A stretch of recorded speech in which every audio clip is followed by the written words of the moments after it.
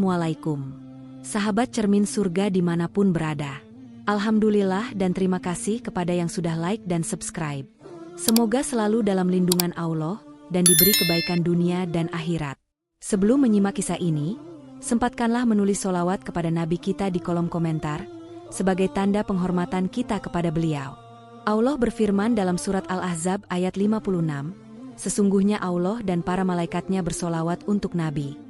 Wahai orang-orang yang beriman, bersolawatlah kamu untuk Nabi, dan ucapkanlah salam dengan penuh penghormatan kepadanya. Di surau kecil yang menjadi tempatnya mengajar para santri, Kiai Husein terbangun dengan napas terengah-engah seusai bermimpi didatangi sosok leluhur yang mengucapkan pesan gaib, berangkatlah ke negeri Campah untuk meneruskan risalah dakwah. Lalu ia bertafakur sambil memohon petunjuk Allah. Pagi harinya, sambil menatap wajah para santri yang masih terlihat mengantuk, Kiai Husein menyampaikan niatnya untuk pergi jauh. Anak-anakku, aku harus berangkat ke Vietnam, ke tempat yang belum pernah mendengar seruan Islam.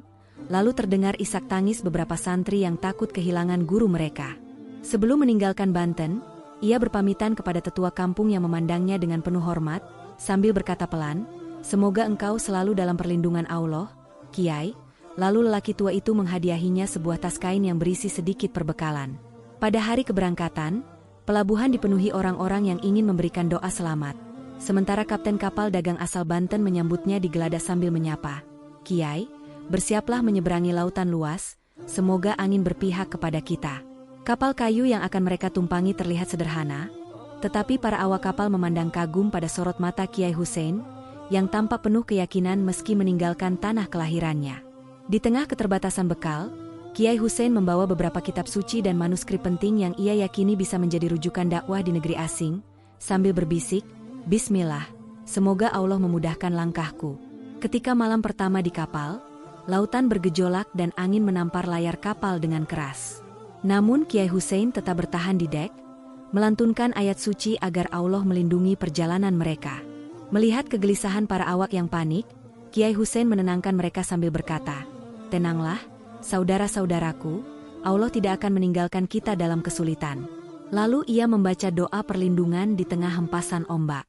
Beberapa hari berselang, ombak mulai meredah, dan untuk menghibur awak kapal yang masih diliputi kekhawatiran, Kiai Husein menunjukkan kemampuan cuci tangan dengan api, yaitu ia menuangkan minyak ke tangannya, menyalakan api, dan memadamkannya tanpa luka sedikitpun.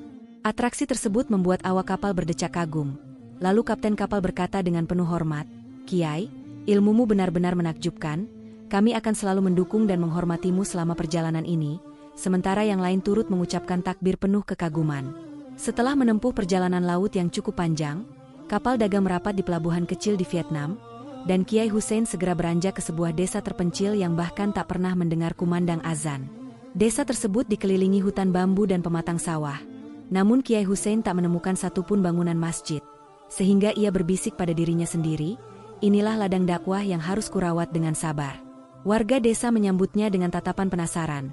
Sementara Kiai Husein memperkenalkan diri, "Nama saya Husein, saya datang dari Banten untuk berdagang dan mencari keridhaan Allah." Namun mereka tampak bingung mendengar kata Allah. Dengan tabungan seadanya, Kiai Husein memutuskan untuk menyewa gubuk kosong di pinggir desa, menata beberapa barang bawaannya, dan memulai hidup baru di tanah asing yang masih awam tentang Islam. Setiap pagi, ia bangun lebih awal, menunaikan sholat subuh seorang diri di dalam gubuk, lalu melantunkan doa agar Allah melembutkan hati masyarakat sekitar. Walau tak memahami seluk-beluk bahasa lokal dengan sempurna, Kiai Husein mencoba berinteraksi dengan warga, menawarkan dagangan kecil seperti rempah-rempah dan kain songket khas Banten. Suatu hari, ketika sedang menggelar lapak dagangan di sudut jalan, seorang ibu bertanya dengan raut wajah bingung, "Mengapa Anda bangun pagi sambil menundukkan kepala ke tanah?" Kiai Husein tersenyum, "Itu adalah cara saya beribadah kepada Tuhan Yang Esa." Meski belum memahami konsep yang dibawa Kiai Husein, beberapa penduduk mulai tertarik mendengar ceritanya tentang Tuhan yang Maha Pencipta dan Maha Kuasa. Kiai Husein pun kerap berkunjung ke rumah-rumah warga, membantu mengobati luka ringan atau memberikan ramuan herbal yang ia pelajari dari tanah Jawa, sembari menyisipkan petuah keislaman dalam obrolannya. Keterbukaan warga ini membuatnya semakin yakin, sambil membatin, jika Allah menghendaki, kelak akan ada masjid di desa ini, menjadi saksi atas hidayah yang turun di hati mereka. Untuk memperkenalkan ajaran Islam dengan cara yang menarik, Kiai Hussein memutuskan menggelar pertunjukan debus di lapangan desa, menyiapkan pedang dan api sebagai media dakwah yang tidak biasa. Warga pun berkumpul dengan penasaran. Sementara Kiai Hussein membuka atraksi dengan menyebut nama Allah, Bismillah, lalu memegang pedang tajam dan menghunuskan ke bagian lengannya tanpa terluka. Terdengar sorakan takjub, diikuti bisik-bisik ketidakpercayaan, sehingga seorang pria berteriak, "Bagaimana mungkin engkau tidak terluka? Apa rahasianya?" Kiai Hussein menjawab, "Karena saya bertawakal sepenuhnya kepada Tuhan yang Maha Berkuasa." Setelah bermain pedang, Kiai Hussein menyiramkan minyak ke tangannya, menyalakan api, dan kembali memadamkannya tanpa rasa sakit, membuat kerumunan semakin terkesiap antara kagum dan takut. Di akhir pertunjukan, ia mengajak mereka merenung tentang kebesaran Allah. "Jika saya saja yang lemah bisa dilindungi olehnya, apalagi kalian semua yang mau berteduh di bawah kuasanya," ujarnya dengan suara lembut. Beberapa warga mulai menaruh minat dan berkumpul mendekati Kiai Hussein, menanyakan bagaimana cara berdoa dan mengenal Tuhan yang ia sembah. Dengan sabar, ia menjelaskan rukun Islam yang pertama, yaitu bersaksi bahwa tiada Tuhan selain Allah dan Nabi Muhammad adalah utusan Allah. Namun ia sadar bahwa menjelaskan ini butuh proses. Salah satu warga bernama Eng, seorang pemuda yang cukup berpendidikan, bertanya, "Apakah engkau tidak takut dianggap orang aneh di sini?" Kiai Hussein menjawab, "Selama aku memegang kebenaran, Allah akan selalu bersamaku." Atraksi itu menjadi pembicaraan hangat, bukan hanya karena sisi magisnya, tetapi juga karena pesan kedamaian yang diulang-ulang Kiai Hussein, yakni tentang cinta dan kasih sayang Allah. Melalui dakwah yang penuh pertunjukan ini, Kiai Hussein berharap warga desa perlahan memahami bahwa Islam bukan hanya sekadar ajaran aneh, melainkan jalan hidup yang menawarkan keselamatan dan kedamaian. Suatu malam, seorang pria tua yang baru saja menonton pertunjukan debus Kiai Hussein ditemukan meninggal secara misterius di rumahnya, dan kabar duka ini sontak tersebar ke seluruh pelosok desa. Esok paginya, anak dari pria tua tersebut menghampiri Kiai Hussein dan berkata dengan mata berkaca-kaca, "Ayahku meninggal tadi malam, padahal belum lama beliau penasaran ingin belajar tentang agamamu." Kiai Hussein terkejut, lalu menyampaikan takziah dan mendoakan mendiang sambil berkata lembut, "Semoga Allah memberikan ketenangan pada rohnya, sekalipun ia belum mengenal Islam dengan sempurna." Namun, bisik-bisik mulai bermunculan di antara warga.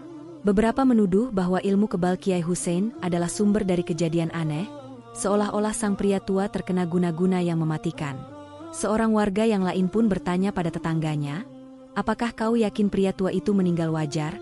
Atau jangan-jangan ada campur tangan ilmu hitam?" Tetangganya menjawab dengan ragu, "Entahlah, tapi dia baru saja lihat atraksi aneh Kiai." Kiai Hussein menyadari adanya kecurigaan terhadap dirinya, sehingga ia berusaha menenangkan kekhawatiran warga dengan berkata, "Kematian adalah rahasia ilahi, tidak seorang pun bisa menentukan takdir itu selain Allah." Namun, pernyataannya tak cukup meyakinkan mereka yang sudah termakan prasangka, terlebih setelah melihat langsung kemampuan supranatural yang ia miliki. Beberapa pemuka desa berunding secara diam-diam membahas kemungkinan bahwa Kiai Hussein adalah penyebab dari musibah ini, tanpa memeriksa fakta secara menyeluruh. Berbagai rumor pun bertebaran, ada yang mengatakan Kiai Hussein memakai ilmu Jawa yang bisa mengambil nyawa orang lain demi memperkuat kesaktiannya. Dalam hati, Kiai Hussein hanya bisa memohon pada Allah agar diberikan kesabaran dan jalan keluar terbaik, sambil terus menunjukkan akhlak yang baik kepada semua orang di desa. Kepala desa, sosok berpengaruh yang sedari awal merasa terganggu oleh kehadiran orang asing, mulai menyebarkan fitnah terbuka bahwa Kiai Hussein mempraktikkan ilmu hitam dan sengaja membunuh pria tua tersebut. Beberapa warga yang tadinya tertarik dengan dakwah Kiai Hussein perlahan menjauh, karena takut jika tuduhan itu benar, mereka pun bisa terkena bencana serupa. Dalam sebuah pertemuan desa, kepala desa dengan nada keras berkata, "Orang asing ini membawa ajaran aneh dan ilmu sihir. Kita harus waspada sebelum ada korban lainnya." Sementara sebagian warga mengangguk, sebagian lain terdiam bimbang. Kiai Hussein mendengar kabar tersebut dan mencoba memberi klarifikasi. Namun kepala desa menolaknya mentah-mentah sambil berteriak, "Pergi saja dari sini. Jangan menebar ajaran palsu di wilayah kami." Meski dihujat di depan umum, Kiai Hussein hanya membalas dengan senyum dan ucapan tenang. "Saya datang ke sini membawa kedamaian, bukan untuk membunuh siapapun." Namun kata-katanya tak dihiraukan. Suasana semakin runyam ketika beberapa warga menambahkan bumbu cerita, menuduh bahwa di gubuk Kiai Hussein terdapat jimat-jimat berbahaya, padahal sejatinya hanya kitab suci dan barang dagangan. Perlahan, suasana desa berubah tegang, dan di pasar-pasar, nama Kiai Hussein dibicarakan dengan bisik-bisik penuh was-was, seakan ia benar-benar pembawa petaka. Sadar dirinya difitnah, Kiai Hussein menahan amarah, memutuskan untuk terus berdakwah dengan cara yang santun dan menyerahkan segalanya kepada Allah. Beberapa orang yang masih mendukungnya berkata, "Kami tak percaya tuduhan itu, kami lihat sendiri Kiai orang baik." Namun mereka tak berani terang-terangan membelanya di depan kepala desa. Tuduhan ilmu hitam ini menjadi ujian berat bagi Kiai Hussein. Namun ia tetap teguh pada prinsip, jika manusia memusuhiku tanpa alasan, Allah lah sebaik-baik pelindung, ujarnya dalam doa malamnya. Suatu hari, ketika Kiai Hussein sedang menjajahkan dagangannya di pasar, seorang pria bertubuh tegap menudingnya secara terang-terangan, "Kau pembunuh, kau pemakai ilmu setan," sambil menghunus parang ke arahnya. Kerumunan pasar yang pada segera menepi, memberikan ruang bagi si penyerang dan Kiai Hussein yang berdiri tenang. Sementara pria itu menghardik, "Kau harus bertanggung jawab atas kematian warga kami." Beberapa orang berteriak agar Kiai Hussein lari, namun ia hanya menunduk dan berdoa, "Ya Allah, lindungilah hambamu dari kebodohan dan amukan orang yang tak mengerti kebenaran." Dalam sekejap, pria tersebut mengayunkan parang. Namun sesuatu yang ajaib terjadi. Parang itu patah menjadi dua ketika bersentuhan dengan tubuh Kiai Hussein, seolah membentur baja tak terlihat. Hening sejenak, sebelum kerumunan pasar bereaksi dengan ketakutan dan rasa takjub bercampur aduk, sementara si penyerang melempar sisa parang ke tanah sambil berseru, "Ia memang kebal, benar-benar orang sakti." Kiai Hussein hanya menghela nafas dalam-dalam, lalu berkata, "Tak ada kekuatan dan daya kecuali dari Allah semata. Saya tidak berniat menyakiti siapapun." Namun kata-katanya malah menambah ketakutan. Beberapa warga mulai berbisik, "Lihat, ilmu hitamnya sungguh hebat. Kita tak akan bisa mengalahkannya." Sementara yang lain mulai bertanya dalam hati, benarkah ilmu ini memang sihir atau karamah dari Allah? Melihat kegaduhan yang terjadi, Kiai Hussein memilih menyingkir dengan perlahan, meski beberapa orang ingin menahannya untuk bertanya lebih lanjut. Setelah kejadian itu, pasar dibubarkan lebih cepat, dan masyarakat pulang dengan hati yang diliputi was-was, tidak tahu harus bersikap bagaimana terhadap Kiai Hussein. Dalam doa malamnya, Kiai Hussein memohon petunjuk, "Ya Allah, mudahkanlah urusan hamba, bukakanlah hati penduduk desa ini, tunjukkanlah bahwa semua kekuatan sejati hanya berasal darimu." Kejadian parang patah di pasar tersebar cepat, membuat penduduk desa semakin yakin akan kekuatan supranatural Kiai Hussein, sehingga rasa takut melebihi rasa ingin tahu yang sempat tumbuh. Seorang ibu bahkan melarang anaknya keluar rumah ketika mendengar Kiai Hussein lewat, sambil berkata, "Jangan dekati orang itu, nanti kau bisa tertimpa sial." Namun, di sisi lain, ada sebagian kecil penduduk yang berpendapat, jika ia berniat jahat, kenapa tidak ada korban lagi selain pria tua itu? Mungkin kita salah menuduhnya, meski pendapat ini tenggelam di tengah ketakutan umum. Kepala desa, mendengar keresahan warganya, justru semakin kukuh untuk menyingkirkan Kiai Hussein sebelum ia mengumpulkan lebih banyak pengikut, seperti yang ia takutkan. Di balai desa, ia mengumpulkan beberapa tokoh pemuda, memberi pengarahan supaya mereka berhati-hati dan segera melaporkan setiap gerak-gerik Kiai Hussein.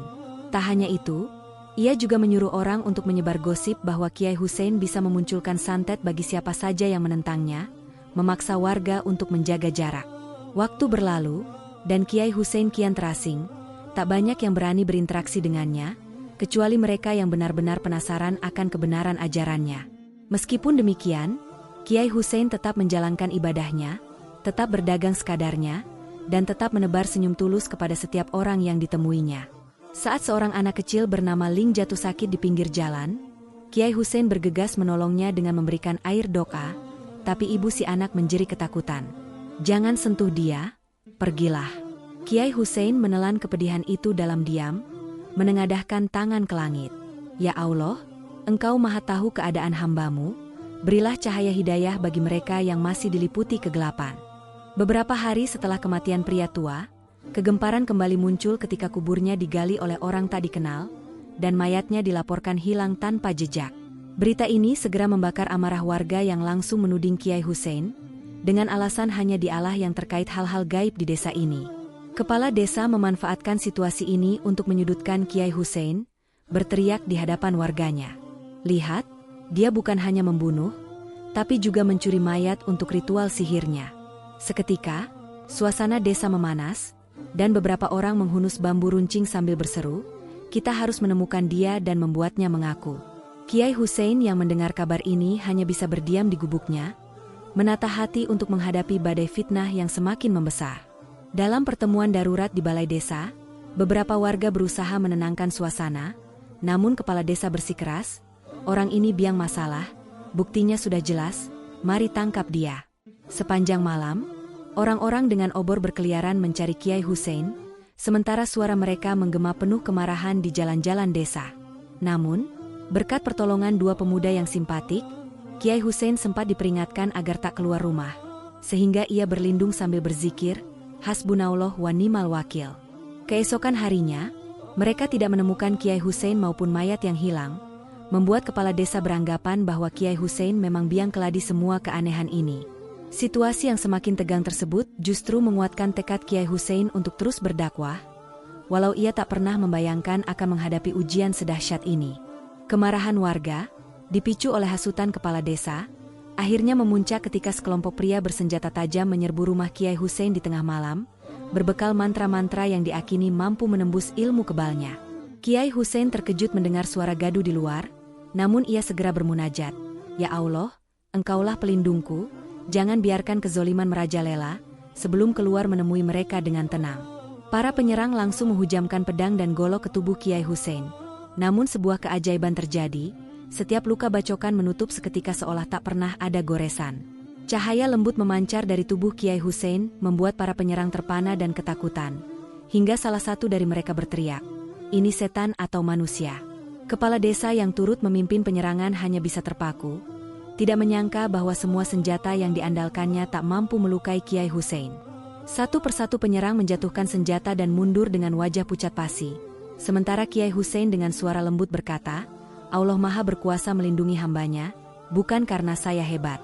Pemandangan itu sungguh mencekam, cahaya di tubuh Kiai Hussein perlahan meredup, tetapi cukup meninggalkan kesan mendalam bahwa ia bukan orang sembarangan. Beberapa warga yang menonton dari jauh menutup mulut dengan takjub, menggigil di malam dingin karena takut mendapat balasan dari makhluk kebal itu. Akhirnya, para penyerang berlarian meninggalkan lokasi, meninggalkan kepala desa yang masih berusaha menenangkan hatinya yang bergejolak, sembari berpikir keras untuk menyusun rencana lain. Dalam doa syukurnya, Kiai Hussein bergumam, "Ya Rob, jadikanlah peristiwa ini hidayah, bukan sekadar tontonan, agar mereka sadar bahwa hanya Engkau sumber segala kekuatan."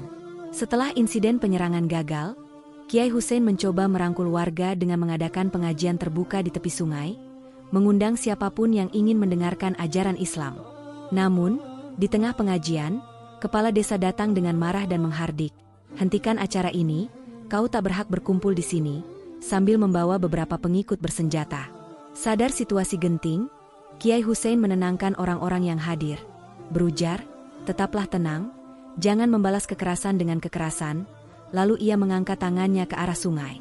Tiba-tiba, air sungai yang tenang bergolak dan seolah membentuk barikade di antara Kiai Hussein dan kelompok kepala desa, memisahkan mereka dengan dinding air yang memukau. Orang-orang yang menyaksikan kejadian itu berseru kagum, sementara kepala desa terpaku, lidahnya keluh melihat keajaiban alam yang tak dapat ia jelaskan.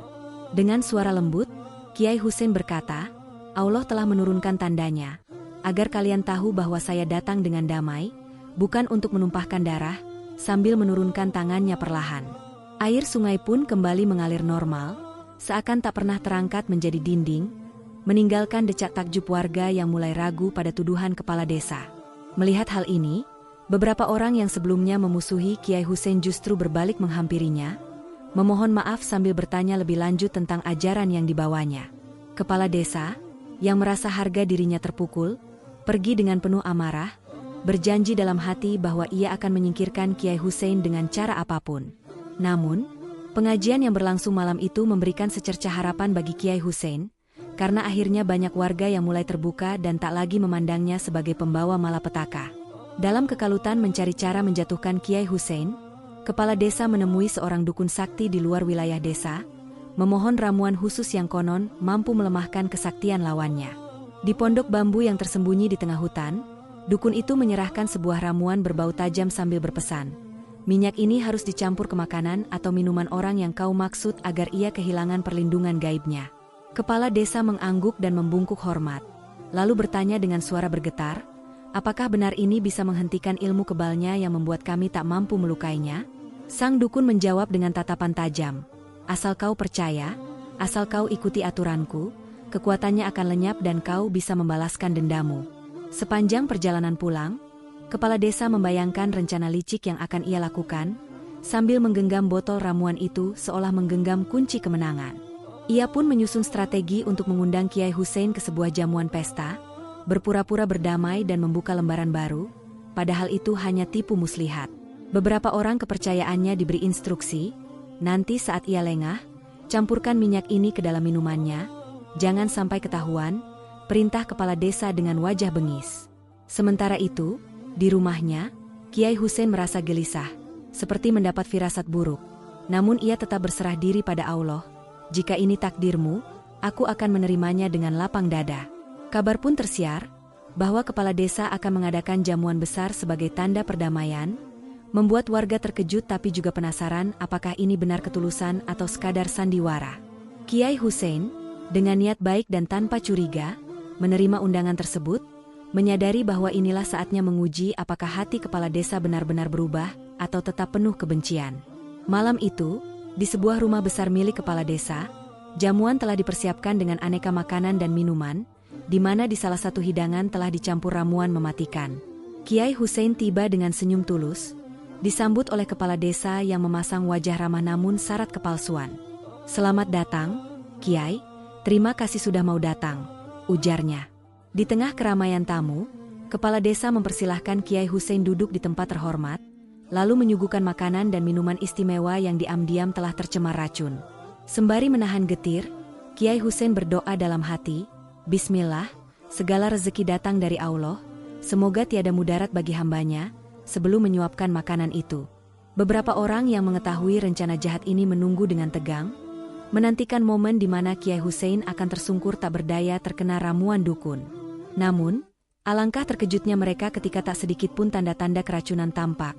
Kiai Hussein tetap sehat, bahkan mengatakan, "Masakan ini sungguh lezat, terima kasih atas jamuannya." Melihat itu, kepala desa yang gelisah pun terbawa suasana, ia mencicipi makanan yang sama, dan dalam hitungan detik, ia terbatu keras lalu muntah darah di hadapan semua tamu. Sontak tamu-tamu berteriak panik, dan Kiai Hussein berusaha menolong dengan membaca doa. Namun kondisi kepala desa makin memburuk, hingga akhirnya ia terjatuh tak sadarkan diri. Sebelum pingsan total, ia menatap Kiai Hussein dengan mata penuh ketakutan, seolah menyesali rencana jahatnya yang berbalik menelan dirinya sendiri.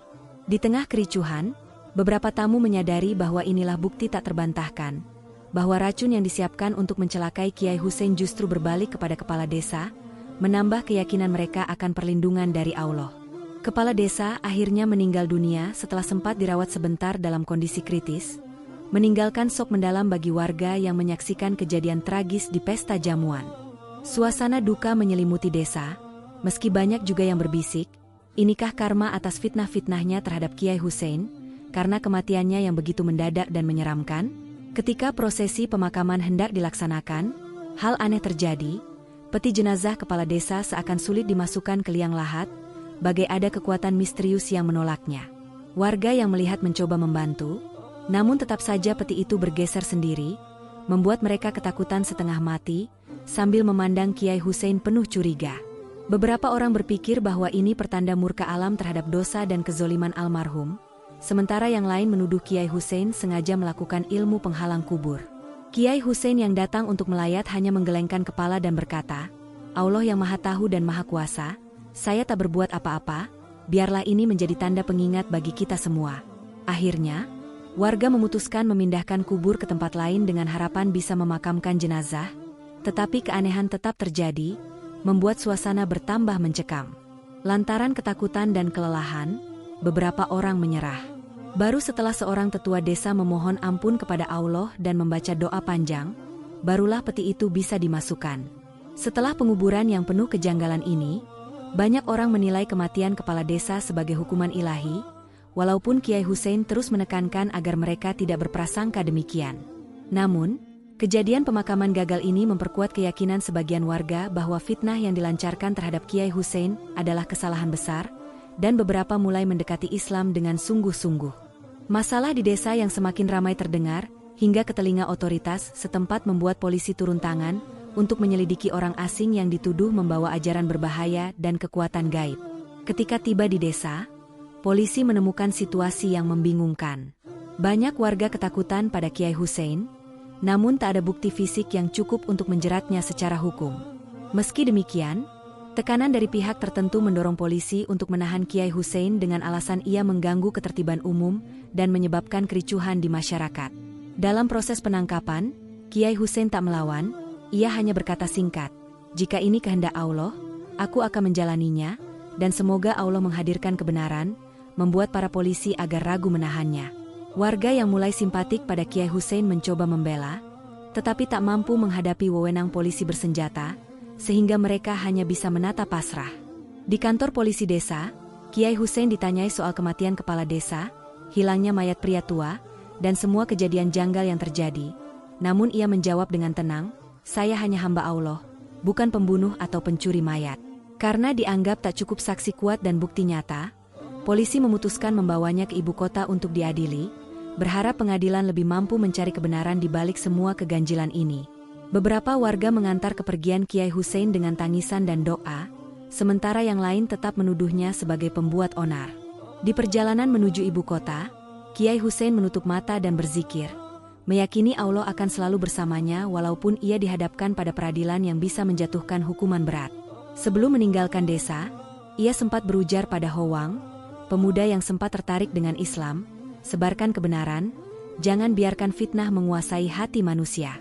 Di ibu kota, pengadilan dijalankan secara singkat namun penuh ketegangan, di mana para saksi kebanyakan membawa cerita-cerita seram tentang ilmu kebal dan keanehan Kiai Hussein, tanpa bukti konkret. Hakim, yang terbawa suasana horor, akhirnya menjatuhkan vonis hukuman mati dengan guillotine, sebuah alat pemenggal kepala yang biasa digunakan bagi para penjahat kelas berat. Meski tak ada bukti fisik, tekanan politik dan rumor masyarakat yang menganggap Kiai Hussein berbahaya membuat hakim tak ragu menetapkan hukuman paling ekstrim.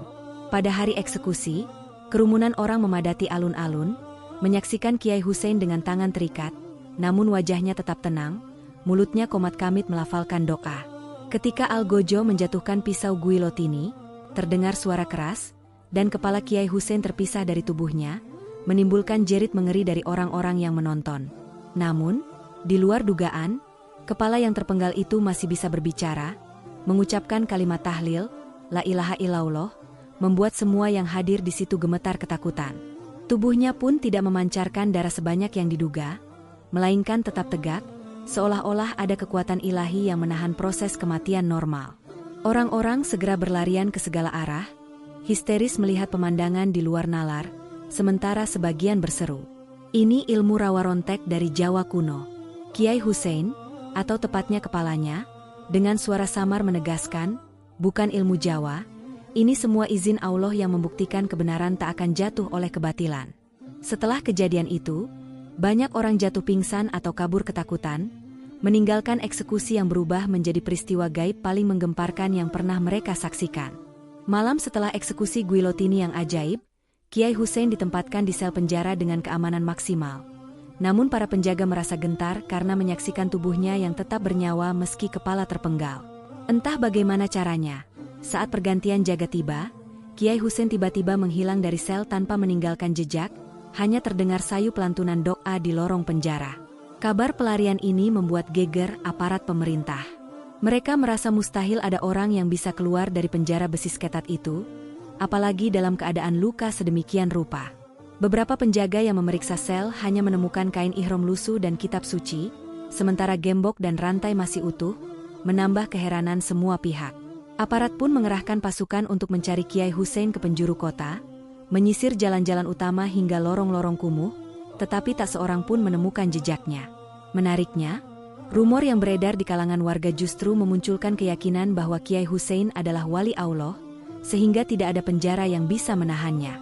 Bahkan, beberapa orang yang dulunya menudingnya sebagai biang onar, kini mulai berbalik mengaguminya, bersaksi bahwa mereka menyaksikan keajaiban nyata.